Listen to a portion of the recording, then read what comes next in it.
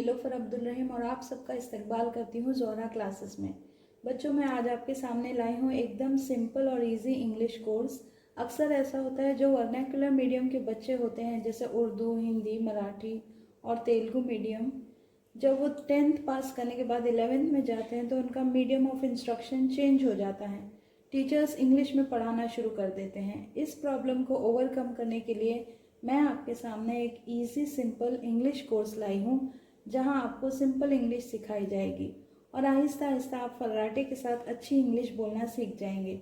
इस कोर्स में आपको सबसे पहले इंग्लिश ग्रामर सिखाएंगे, जो बेस है इंग्लिश का। जब बेस यानी बुनियाद मजबूत होगी तो इंग्लिश भी अच्छी होगी।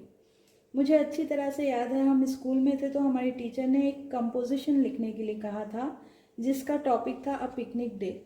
उन्होंने कहा था आप अपनी मर्जी से जो चाहें लिखें, पिकनिक पर आपने क्या क्या किया, क्या क्या खाए, क्या क्या खेले, सब कुछ अपने अल्फाज में लिखें। अब उस वक्त तो हमारी इंग्लिश इतनी ख़ास नहीं हुआ करती थी, फिर भी जितनी आती थी उसमें लिख दिया। क्या क्या लिखा ये तो याद नहीं है, हाँ जो गलतियाँ की थी वो आपको ज़रूर बताऊंगी। मैंने लिखा था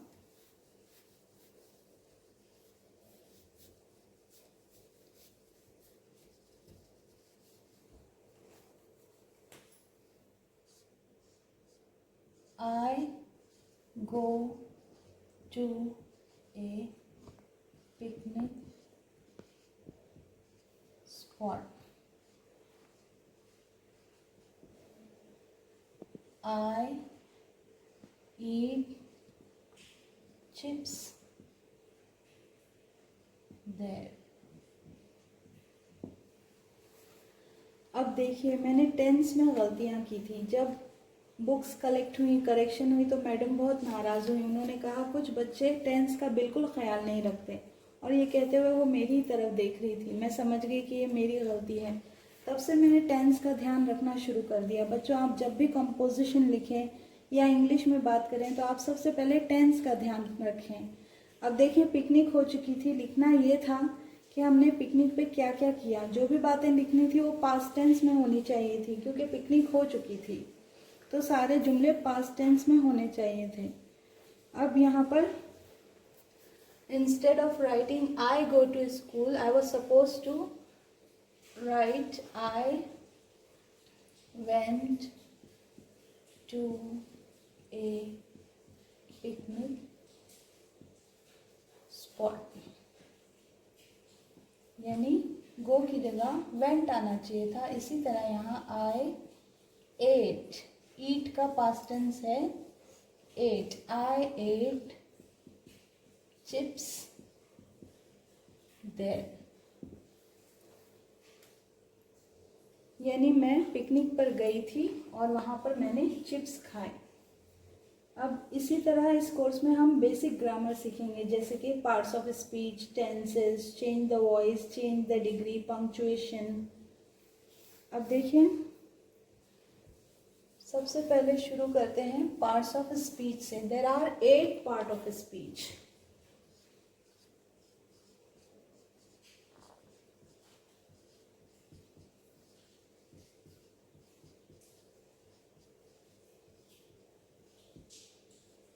सबसे पहले आता है उसमें नाउन,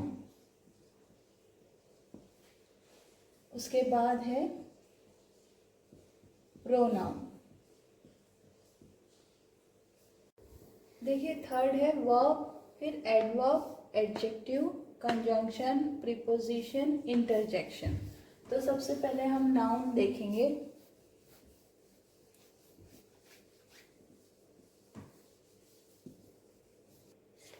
अब देखिए, नाउन किसी का भी हो सकता है, वो किसी पर्सन का हो सकता है, या कोई प्लेस का हो सकता है, या किसी एनिमल का हो सकता है, या कोई चीज़ का हो सकता है, थिंग्स, या फिर कोई ओहदा भी हो सकता है। पर्सन यानी जैसे एग्जाम्पल पूजा, लीना, अनिल। प्लेस जैसे मुंबई, दादर, चेन्नई।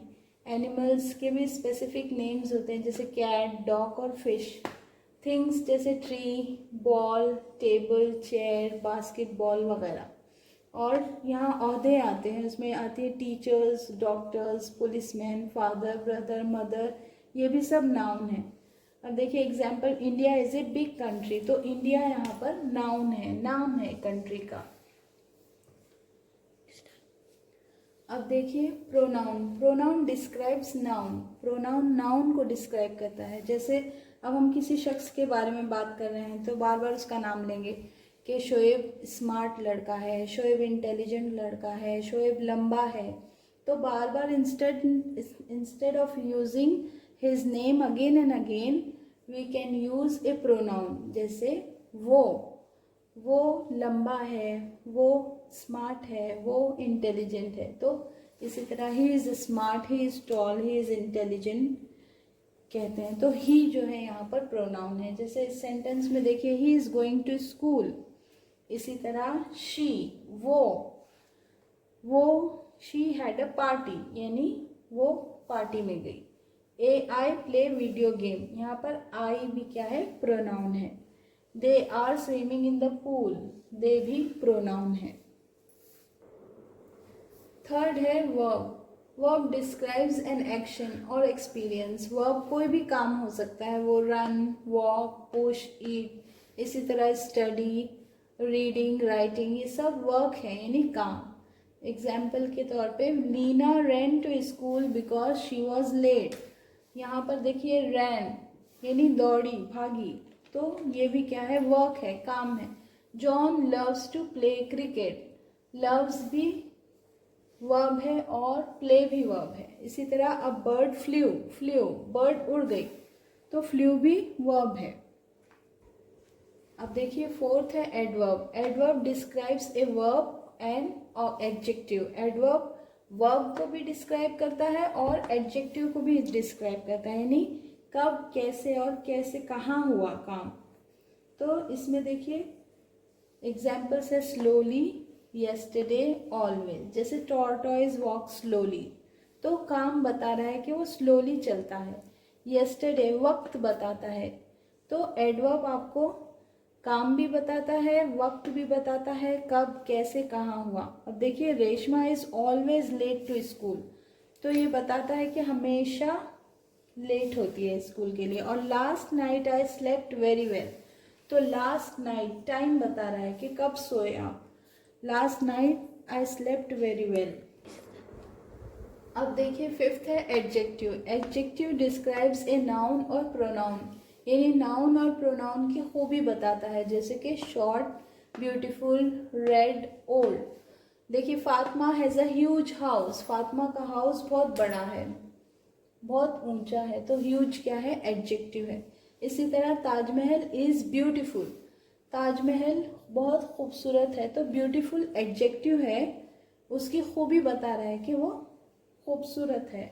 और द रोज इज रेड, ये कलर इंडिकेट कर रहा है, यानी उसकी खूबी है कि वो रेड कलर का है।